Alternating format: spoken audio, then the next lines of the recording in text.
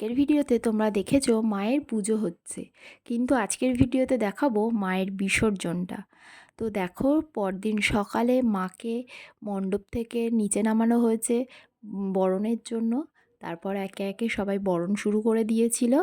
মায়ের বরণটা হয়ে গেলে সবাই একটু নাচানাচি করে নিচ্ছিল আর আবির মেখে নিচ্ছিল। আর তিতান তো এইসবের জন্য একদম প্রস্তুত, আবির মাখতে, নাচানাচি করতে। ও একটু আবির খেলে নিচ্ছিল আনন্দ করে, আর একটু মাঝে মাঝে নাচ করে নিচ্ছিল। এসব হয়ে গেলে তারপর মাকে ধীরে ধীরে ভ্যানে তোলা হচ্ছিল, বিসর্জনের পথে নিয়ে যাওয়া হবে বলে।